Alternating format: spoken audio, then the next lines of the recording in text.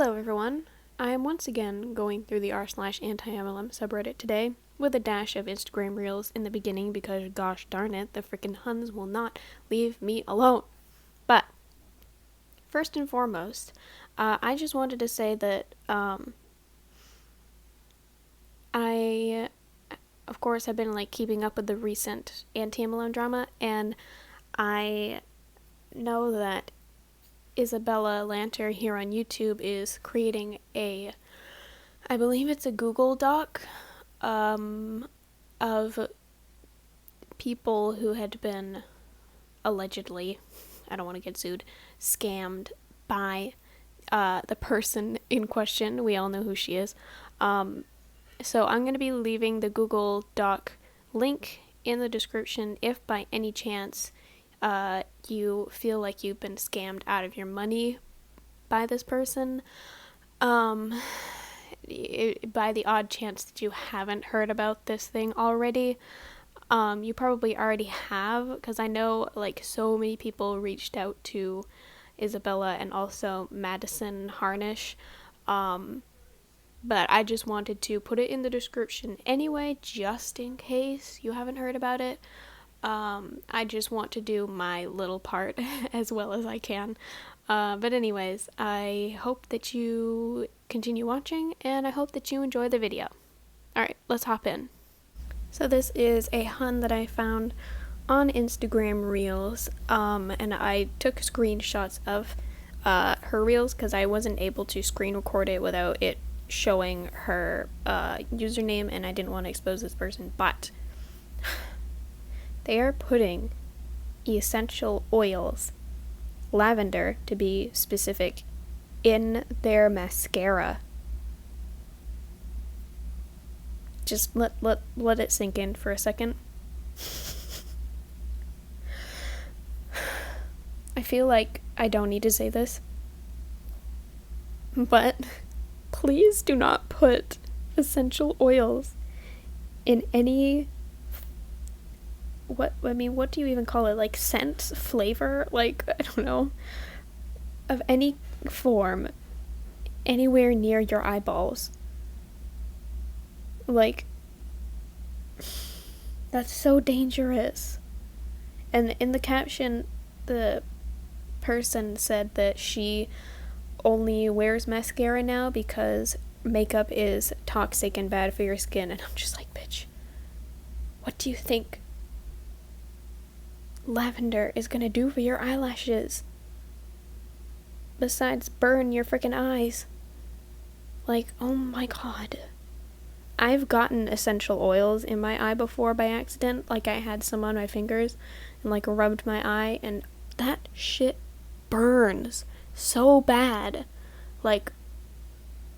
Just why do these Huns not take any type of precautions at all? Who told this person that that's safe? God, I wish I was dead. Anyways, that's all I have from Instagram Reels, so let's just head over to the subreddit. Tell an MLM rep you're deaf. MLM rep leaves a voice message spam anyways. Oh my god. So obviously they're the person sent the voice message, and then OP responds, "First rule of sales, know your customer. I am profoundly deaf. I had to have a friend listen to this for me. Thanks, but I am not interested." I mean, this is just really embarrassing, but also just why would you not make sure that somebody was able to hear before sending them a voice message? I feel like it's a little bit silly to just assume that somebody is able to hear, and why would you not make sure that they can hear? I don't understand. I don't understand the logic, and maybe this is just me speaking, but personally, as somebody who can hear perfectly fine, I find that when people send voice messages, it's just very annoying. And maybe that's just me being mean, but I greatly prefer text messages over voice messages any day.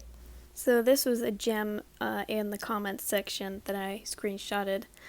This person commented, "Why do so many MLM Huns send these voice messages? I feel like I see it all the time in posts on this group."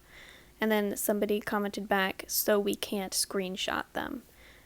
And I think that this could very well be the case. I know that some people do prefer to leave voice messages instead of text messages, but I think that a lot of MLM reps are becoming more and more aware of the anti-MLM community, whether it's on YouTube or Reddit or Instagram or anti-MLM groups on Facebook and stuff like that. I think that they're becoming more aware and that they're being, some of them anyways, are being more careful about, like, the possibility that they might be posted on this subreddit, for example. So I think that that's very much a possibility. But that's just a theory, a game theory. She hasn't written back. "Hey, hope you're having a great Wednesday. Super random, and I hope you're okay with me messaging you, but I'm reaching out to some people to see if they'd be reviewers for my online testimony portfolio. I'm offering a huge discount on a rapid hair growth system or a weight loss package to people who don't mind sharing a review. My personal results from both of these are insane. Would you be interested in talking about either of them? No pressure, heart." I don't participate in MLMs. No worries at all. Just out of curiosity, why? I used to be skeptical about them as well. But we are all the same. It's the same as having a job as a salesman, but on the internet. There is no difference. We are working just like everyone else, especially through these trying times when it's extra income that we could all use. How much do you actually know about MLMs? Well, since I stay away from them and you don't, I'd say I know a lot more than you do. It's not the same as being a salesperson because MLMs use geometric expansion and the traditional sales model doesn't need to. It's not the same as traditional sales because traditional sales take into account marketing saturation and MLMs never do. I know people who invest in MLMs lose money. I also know that traditional sales doesn't rely on cold pitching to strangers' Instagram DMs insinuating that they need weight loss products. I know that MLMs are predatory towards women, particularly stay-at-home moms, and entice them with promises like flexible hours, be your own boss, and unlimited earning potential. Sorry, I messed that up. Despite that, according to the AARP, 73 to 99% of participants either don't make money or lose money. I can source that if you want. I know that when something sounds too good to be true, it is. So maybe the question is, what do you know about MLMs? Oh, that final punch at the end. So satisfying. So satisfying. 10 out of 10. Girl from my hometown trying to use God to get her followers to start selling shampoo. So funny how Christians think it's God's plan for them to stay broke. That's a lie from the devil. It's not in God's plan for you to be in debt. I'm sorry, but first of all, how do you know it's not God's plan for me to be in debt? Like, how do you know that that's not the case? Maybe it is. You're not God. You wouldn't know. But, I know I've talked about this before. But I really do find it very irritating when people use religion to sell honestly anything, but especially MLMs, just because I mean MLMs are very unethical business structures, and usually when it comes to religion they're all about efficacy, so it just doesn't like mesh together very well, you know. Plus, Jesus was very much against consumerism, so I don't know how well that's gonna go. But yeah, I really do find it irritating because it's just a manipulation tactic. You know, whether she's doing it purposefully or not, doesn't necessarily matter because the outcome is still the same. And the result of it is, you know, religious people believing that they're supposed to be in MLMs because this person said that God said so, you know? It's just not right. Say, what? You're telling me anxiety can be cured by your magic drink? I can take a dump and feel like the world isn't out to get me? Anxiety is not in your head. It's in your gut. There's a lot to unpack here. The first being the obvious statement, what do you mean my anxiety is in my stomach? I'm pretty sure it stems from my brain and my thoughts. Because, like, that's... it's a mental illness. You know, mental. It's a problem with your head. But, like, the main thing that I'm questioning is why the hell did they choose the background to be a picture of tomatoes? I just don't understand. Like, what's the correlation between anxiety and tomatoes? Are they supposed to help anxiety or something? Like, what? This single image is just killing me for some reason. I have no idea why. Being broke is just a mindset, people. Instagram huns are on a whole nother level, so I'm just gonna read this whole thing through and then add in my little commentary. Hey y'all, it's your fave business owner, back with a reminder for ya. Remember, being broke is just a mindset, and what you think becomes real in the physical realm. That we like to call reality. So think happy thoughts, friends, and think them more often than not. The sooner you hone in on being comfortable with telling yourself you're worthy and deserving of everything you want in life, the universe will fulfill those with blessings you didn't know were there. Stay productive and keep silencing out the voices in your head that continue to hold you back. Sparkle, champagne emoji, crossed fingers emoji, hashtag, I love you. So, I have a few things. As a person who has been broke most of their life, I think I can very easily tell you that it is not a mindset. It is a state of your bank account.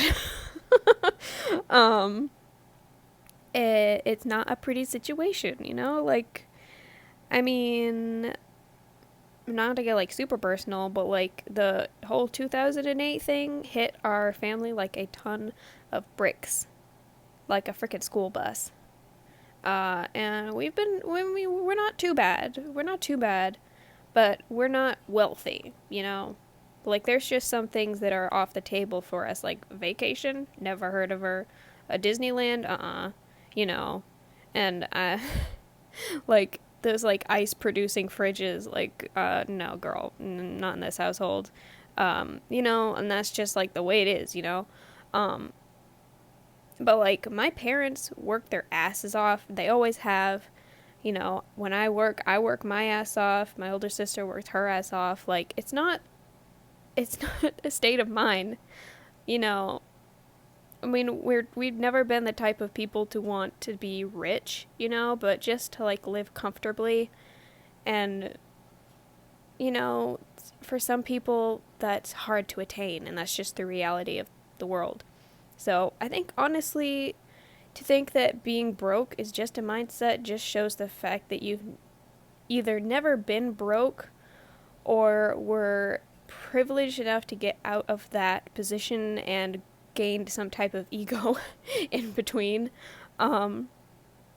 So that's kind of shitty. But, you know, everything else was just, like, thinking happy thoughts in, you know, in moderation, I guess is alright. Like, everything else seemed fine, you know. But the whole being broke as a mindset thing just kind of pisses me off because, like, do they, like, look at homeless people or people that, you know, need assistance in that type of way and just think that, oh, they're not working hard enough. They don't have that business millionaire mindset. Like, that's such a strange way to look at the world, you know?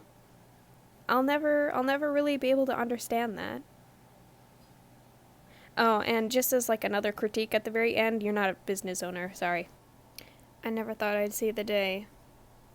Everybody. They've invaded the home turf. They're coming for our heads. They've come to Reddit. Reddit. Reddit.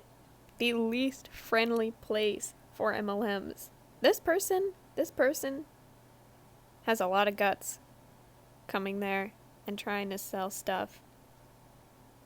She's only been on Reddit for 3 days. We know what she came here for. Oh my god. It's just... Man, the Huns really are invading everywhere, aren't they? I'd much rather be a conspiracy theorist and question everything versus a sheep that blindly accepts the BS we're being told. Pointed finger emoji. Look at the profile. Yep. Team Beachbody. That's what I thought. This photo shoot looks like an Arbonne crime scene. It must have been those damn fizz sticks that killed her. Anyways, on that high note, I think I'm just going to leave it there. I hope that you enjoyed the video. If you did, give it a thumbs up. If you didn't, give it a thumbs down, because that button works too. Don't know if you know. If you particularly liked the video, maybe check out some of my other stuff. And if you like what I do on this channel, subscribe. And if you don't, then just move on with your life and don't subscribe. I promise I will not be mad. Anyways, I guess I'll just see you the next time I make a video. See you later. Peace out.